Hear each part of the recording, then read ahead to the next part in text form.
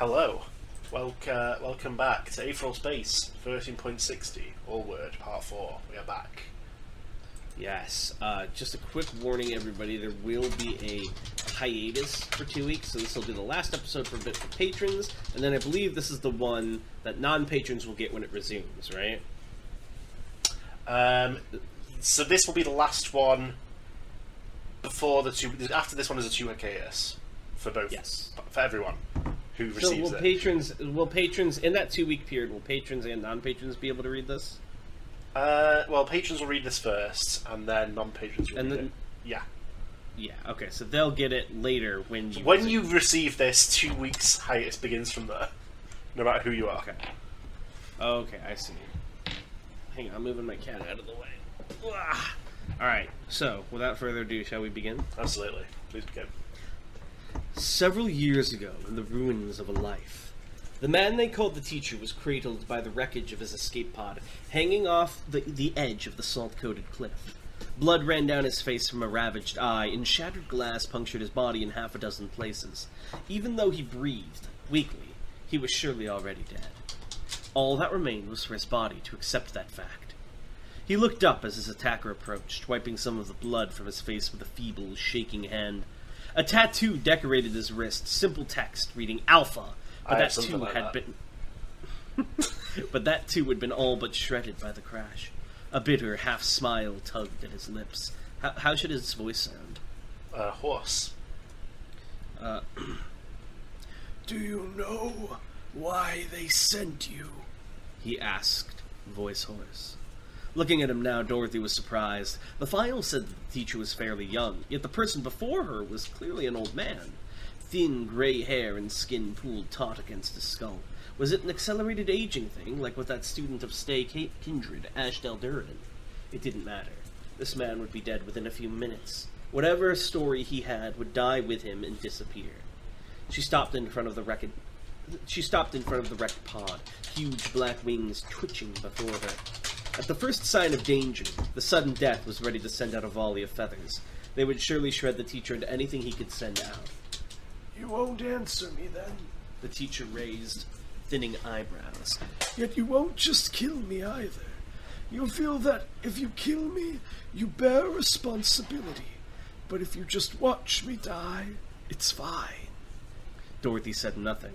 She just stared at him with dark, dull eyes. The teacher raised his thin, emaciated hand and looked at it as if it were a wonder. I made contact with you during our little scuffle back there, he mused. Suppression. That's a nasty aether core. You have my sympathies. Still, Dorothy said nothing. If this man wanted to tire himself out, wanted to wind down the hands of his life's clock all by himself, he was welcome to. She would simply watch and confirm. That was the role of a raven. If I asked you who ordered my death, would you tell me? The teacher looked up at her. She would not. She'd been given no orders that would require her to. Whatever reason the 3 wise men had to kill this man was none of her concern. She'd learned long ago not to ask questions. The answers were too often repulsive. Seeing he was getting no answer, the teacher slowly blinked.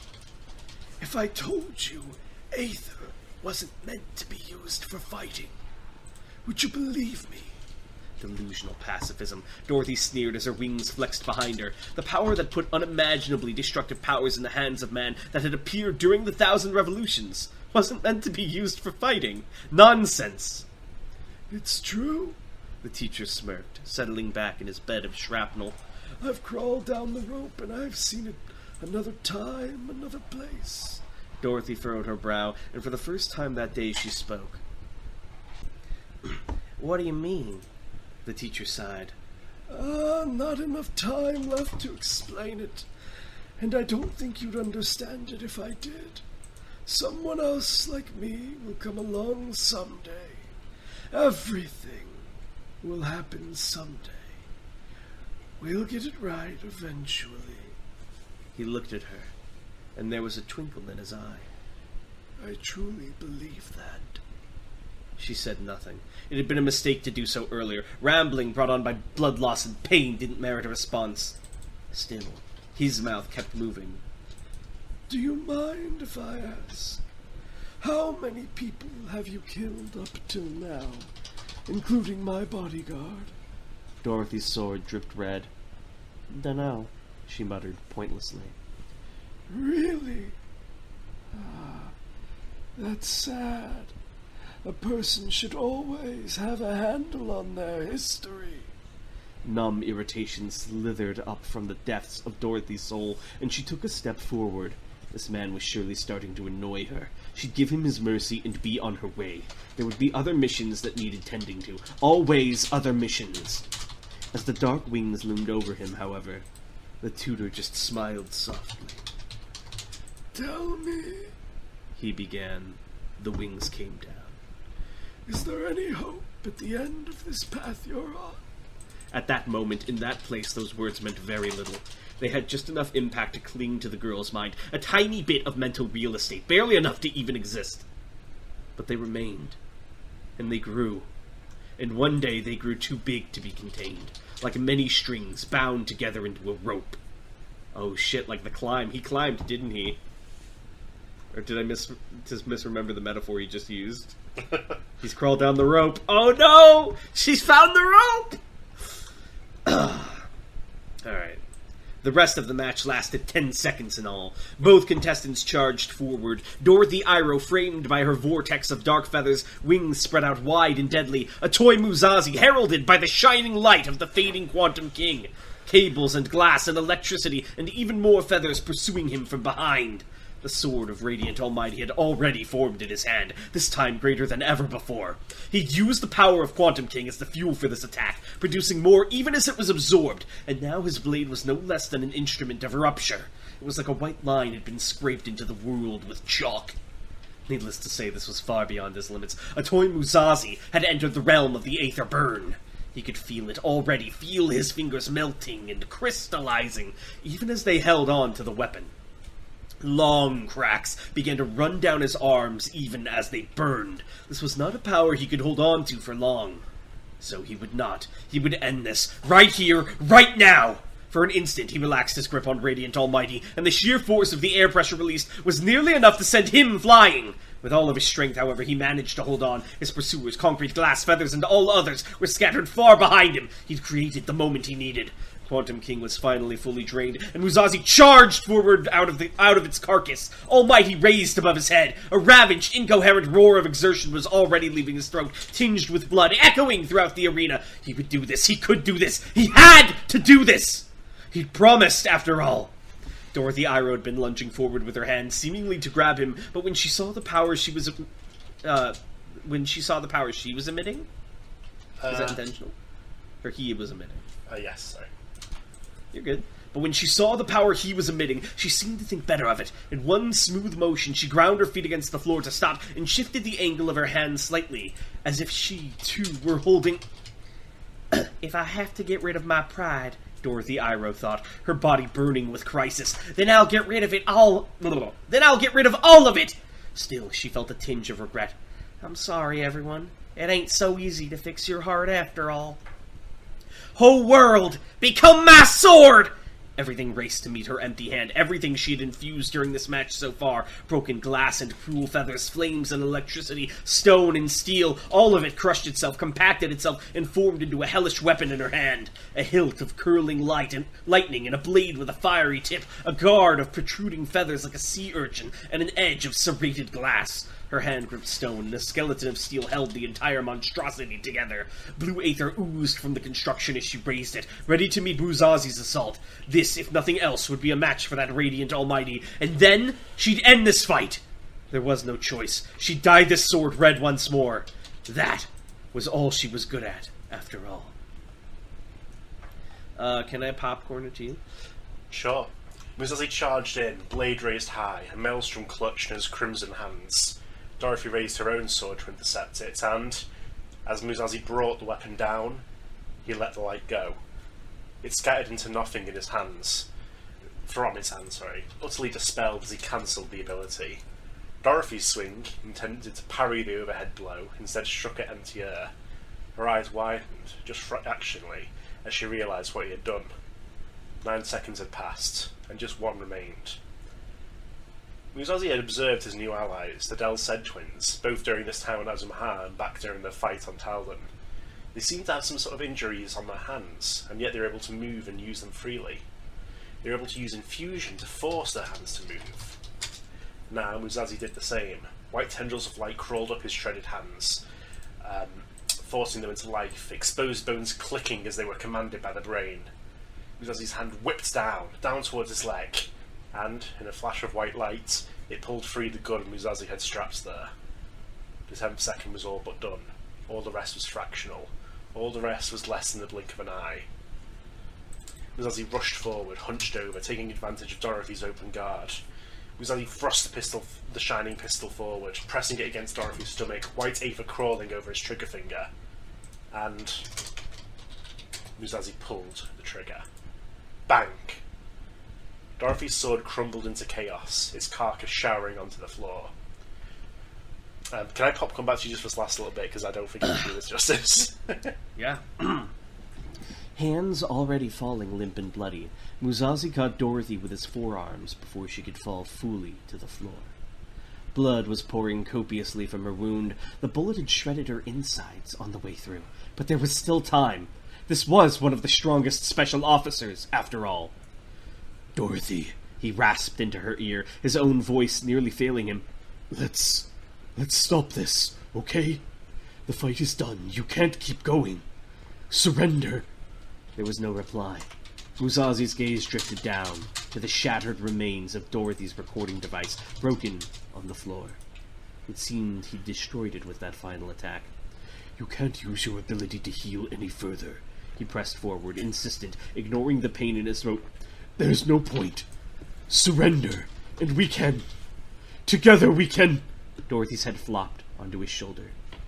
Musashi's next words died in his throat. Slowly, he turned his head to look at her. Dark eyes stared into nothingness. It was over. He'd won. He'd killed her.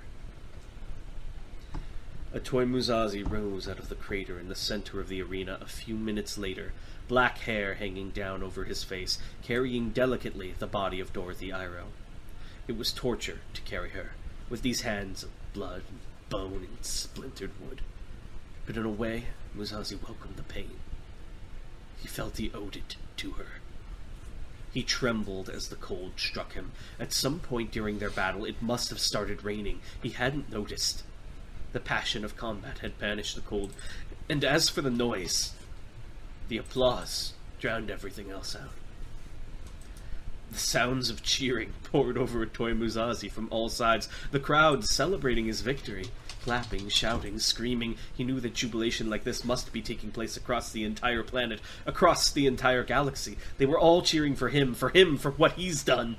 Everyone had come to watch, everyone had come to witness, everyone had come to cheer. Murderer. How disgusting. Musashi slowly looked up, his eyes dull, and looked over the faces of the crowd, twisted in joy, excitement, the rapture of victory. Thousands of bright eyes here, and so many elsewhere. He could feel them, trillions of gazes fixed on him. Murderer. His trembling intensified. Murderer. They were all here to watch. Murderer. And they were all cheering. Murderer. His mouth opened. Shut up! Even a scream of fury was overpowered by the sheer noise, the cheering continuing unabated. Eyes wild, he whirled around this way and that, Dorothy's corpse swaying in his hands. At just the thought of her, he roared again. What the hell is wrong with you people? You loved her, didn't you? The clapping, never-ending clapping. Congratulations like knives twisting inside his gut. Even the thunder was swallowed by this joy born from death. Forcing his voice out once more, Musashi screamed, almost pleading, Shut up! It was only when the blood started pouring down his chin that Musashi realized why he was receiving no response. Why his outrage was being ignored. Why they were still cheering. He wasn't shouting at all. His voice had died back in that pit. All his mouth had to offer now was his agony. A silent, bloody, choked laugh leaked out of him as his head snapped down towards the ground. What a mess. Only the cheering did stop, and the clapping with it. Even the rain suddenly came to an end. his eyes dull. He slowly looked up, first at the shocked, pale faces in the crowd, then further up, to follow their gazes. Oh. A massive black umbrella hung over the arena, casting its shadow over the spectacle entire. A beast formed of writhing black ribbons, like some creature from the deep sea had abandoned its home for the sky. Ignorant of gravity, ignorant of logic, it loomed, tendrils slowly winding down to enshroud the stadium.